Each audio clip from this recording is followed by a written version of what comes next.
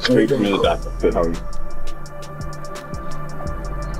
Champs in the house. Let's go, baby.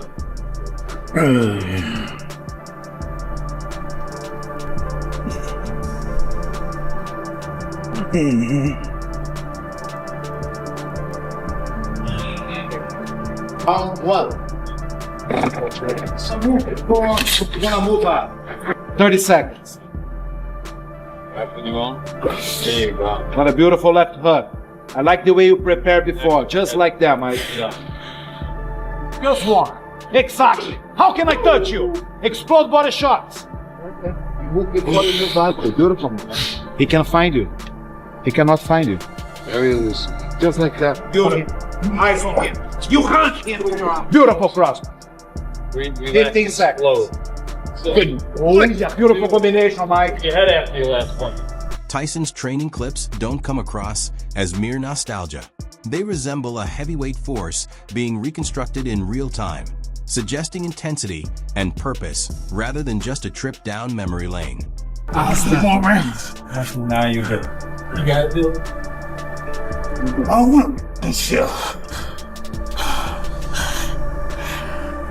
Got a box. Yeah.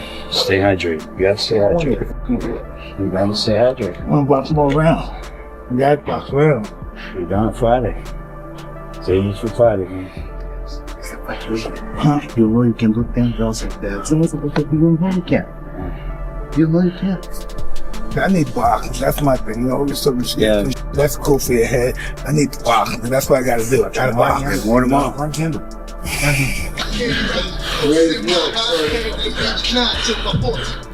Best guy in the world you want to be on Friday. Now you've got it. I don't want to just have it. I've got to box. Stay hydrated. You have to stay hydrated. You've got to keep moving, walk around more. You're done Friday, man. What? You're heading home? You're a lawyer. That's your thing, you know? That's cool for you. I need this. That's what I've got to do. I've got them. I'm the last guy in the world you want to face on Friday. Today was the day he's supposed to rest, and then he called all of us to come here because he decided to train. My opinion was the best decision. This is the way Mike, handled the things.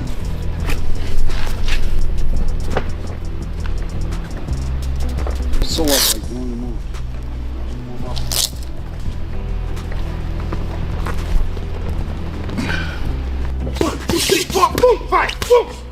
Mike, by yourself, Jab. Mike, this is amazing, Mike. Roll three.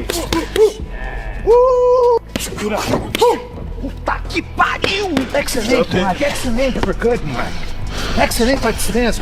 Smoke that joint. That joint take go to the gym. Here we are.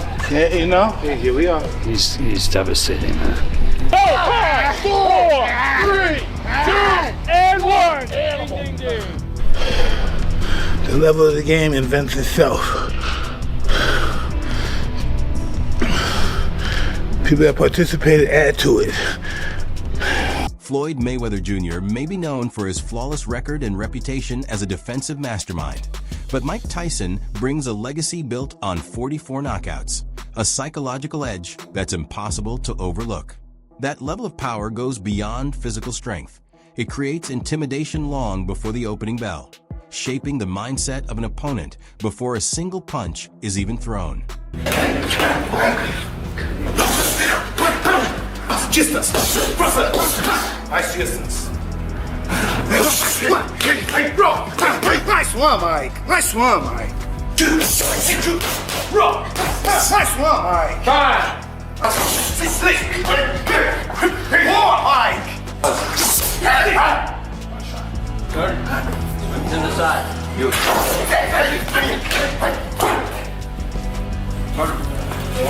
You're up in the air. Check cross this. Leave us. Bro. What do you want? Yeah, what do you want? Oh, beautiful. Beautiful, right there, baby. Nice one, Mike. Nice one, Mike. Zero. Bang, bang, boom. Zero. That's the best one, Coach. And That's the best one, Coach. Segurou, top, put a shot. Isso, that's it. Segurou. Put a shot. Oh yeah.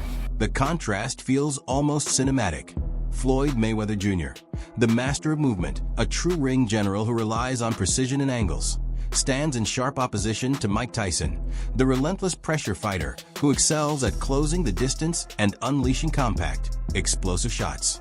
And this is where it becomes truly intriguing. The presence of Cordeiro isn't about spectacle. It represents structure, discipline, and controlled aggression.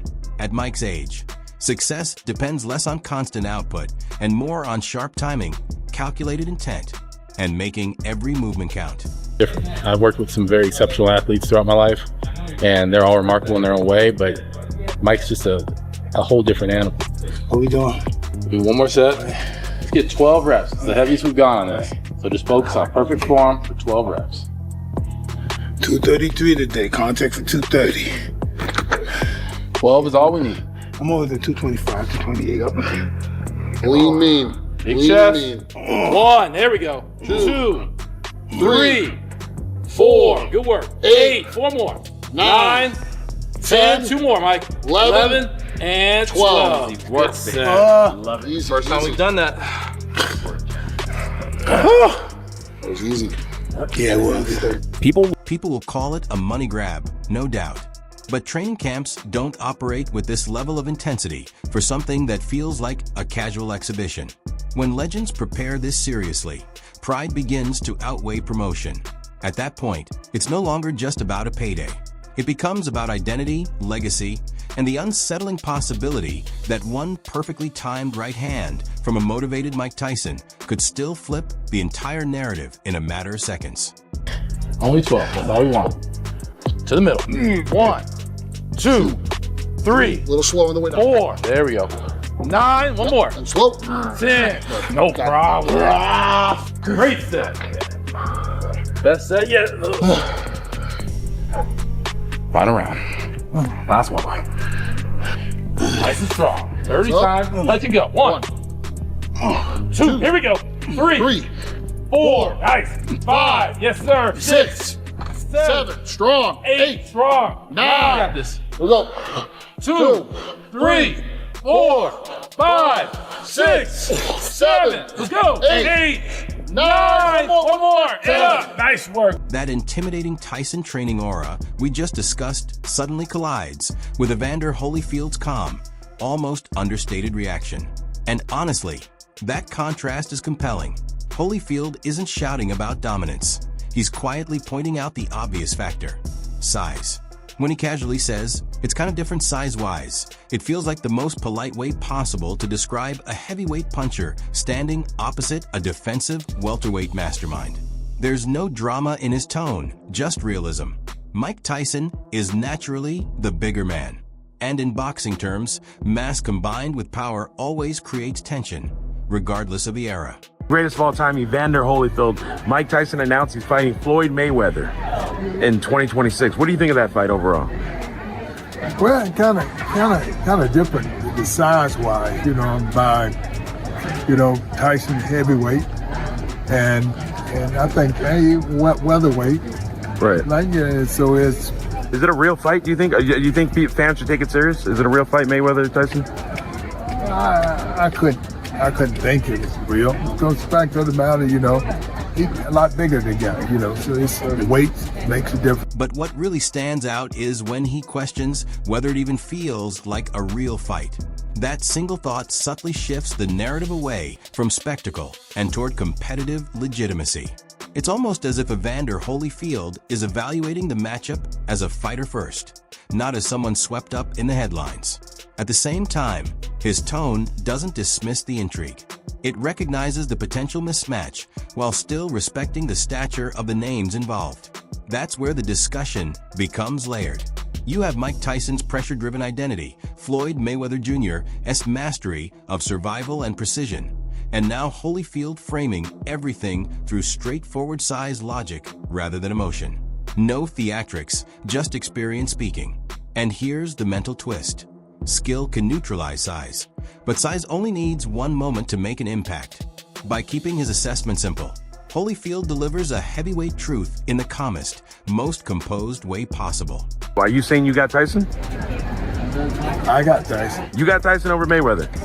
That's huge. Well, I just got Floyd because he's younger, 10 years younger, fast, elusive. But I hear bigger punches, man. You're gonna get toe up. Really? Well, of course. So if Tyson lands on Floyd, Floyd's going down? Yeah. So when he fought Jake Paul, some fans, they weren't too impressed with Tyson's performance versus Jake Paul. Do you think you'll have a better one versus Floyd? I just think if they compete, you're gonna get. Evander Holyfield's calm, size-based logic about heavyweight reality versus smaller technician brilliance suddenly gets turned upside down the moment Ariel Helwani begins to sound genuinely unsure the fight is even real. And that shift is dramatic because now the debate isn't about styles anymore. It's about whether the event even exists in concrete terms. When Ariel admits he saw the announcement and initially thought it couldn't be real, that immediately injects skepticism into a narrative that had been fueled purely by spectacle. That's not a fan reacting. That's a journalist analyzing. Then he raises questions about promotional clarity and missing details. No confirmed date, no venue, no structure. Suddenly, the aura of a massive showdown starts to feel less like a finalized clash and more like a public temperature check. The testing the waters angle he hints at might be one of the sharpest observations yet. In modern boxing, even announcements can function as marketing probes long before a fight is officially locked in. I think it happens. I do not think it happens. I just don't think there will be enough interest. I know they have huge name value. There's zero, after the last performance by Mike Tyson against Jake Paul, I don't think there's going to be interest in seeing Mike Tyson do that again. I think if this match was made on the heels of Mike Tyson versus Roy Jones Jr., I think this would be blockbuster. I think people would be falling over themselves to consume this. After the Jake Paul version of Mike Tyson, I don't think anybody's going to be interested. Tyson will be close to 60 by the time this happens. And Mayweather has been out of the spotlight for a lot longer now. Yeah. What really clashes with everything we've heard earlier is Ariel Helwani pointing directly to Mike Tyson's most recent performance when questioning the public's appetite for this matchup. That perspective echoes concerns raised by other analysts, but in a more grounded, industry-focused tone. He's not disrespecting a legend. He's questioning how sustainable the demand really is. When the panel asks, what's the appeal now? It lands harder than any dramatic hot take because it forces an uncomfortable comparison. The nostalgia of Tyson versus Roy Jones Jr. worked. The curiosity surrounding Jake Paul worked. But Floyd Mayweather Jr. versus an almost 60-year-old Tyson presents a completely different emotional equation. At the same time, Ariel admitting he'd rather see Floyd face Manny Pacquiao again adds another layer. Commercial logic colliding with legacy intrigue. And here's the irony. They question the interest, yet they continue dissecting it for minutes. That alone proves the gravitational pull of Tyson, and Mayweather still shapes the conversation. Even amid skepticism, cautious logic, and uncertainty about whether the fight would even materialize, the names themselves keep the narrative alive. Even if it does happen, it's just like, who really cares? Yeah. Like, it's not them at their highest level. It's an exhibition. Everybody will clown on it when it eventually does happen. There is a way that exhibitions can be fun. Tyson versus Roy Jones was actually like the best version of that, right? An exhibition that I thought was exciting, delivered for the fans, but also that was so long ago for Mike Tyson. The version that we saw like against early Jake Paul, 50s. Yeah, the version that we saw against Jake Paul just can't Against do it the anymore. guy around his size too. Floyd Mayweather is not that. Roy's pretty small, but So no, not as small as Floyd though. Yeah, Roy fought at heavyweight at one time. That earlier skepticism about whether the fight is even real gets completely disrupted when Frank Smith casually predicts a first-round knockout for Mike Tyson. The confidence feels almost routine, as if it's just part of normal conversation, which makes it even more striking. He often speaks about developing young talent, building prospects, and guiding fighters through structured career paths with patience and long-term planning. That perspective reflects stability and strategic growth. Then, almost unexpectedly, he pivots to forecasting a heavyweight legend dropping an opponent in the opening round. and suddenly the tone shifts from development and discipline to explosive drama. That contrast creates an interesting dynamic. When discussing the future of the sport, his logic feels grounded and organized. But when predicting a potential outcome in this matchup, it leans into chaos theory boxing, where power, reputation, and unpredictability collide. The phrase controversial knockout itself suggests complexity, not a clean or straightforward finish, but something that would spark debate and discussion long after the final bell. Brilliant fighter, but he obviously needs to apply himself in the sport to get the best out of it. And you know, it wasn't professional coming in overweight, and I think he's got to look at how he approaches his return to the ring. You know, because boxing isn't a sport where you can cut corners. And I'm not saying he did, but you know, the weight it doesn't help him in these kind of nights. But a great fight, and respect to both of them for that. That prediction quietly reflects the same uncertainty that Sean Porter and Ariel Helwani previously highlighted. The lingering question of whether the event feels like a genuine competitive fight or something built around spectacle. It's not just a forecast, it's part of the broader narrative surrounding the matchup. There's also an underlying acknowledgement that heavyweight bouts always carry risk. When a naturally powerful fighter is involved, the calculation changes instantly. From an analytical standpoint, the survival intelligence of Floyd Mayweather Jr. is legendary. From a promotional standpoint, the idea of Mike Tyson landing an early explosive shot is exactly the storyline that captures public imagination. And that's where the tension lies: realism versus spectacle. One argument focuses on timing, age, speed, and logistics. The other centers on one sudden moment that could shift everything. The striking contrast is that promoters often speak calmly about developing young fighters, yet confidently predict chaotic outcomes in legacy matchups. That duality perfectly captures this event.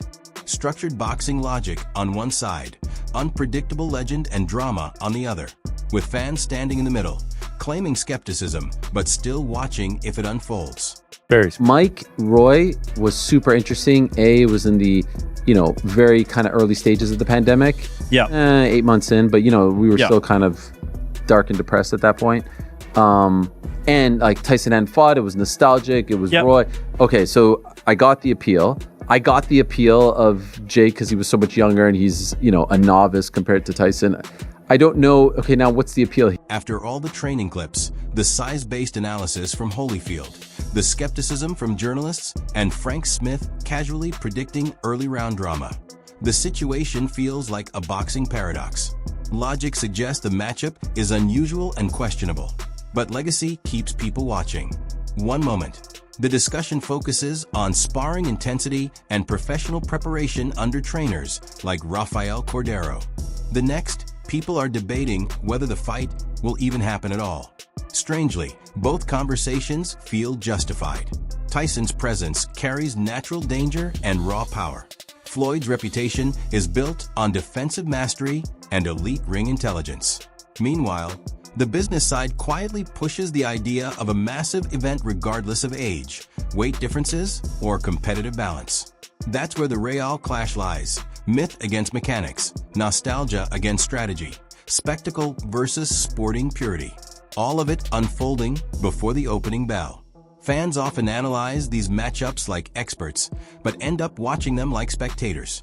As soon as iconic names are announced, boxing psychology takes over. You question it, debate it, critique it, and then you still tune in because legacy has its own gravitational pull. So where do you stand? Does Tyson's power and physical presence create genuine danger? Or does Floyd's defensive brilliance turn it into a tactical showcase instead of chaos? Share your thoughts, and don't forget to like, share, and subscribe to Boxing Headquarters. See you in the next one.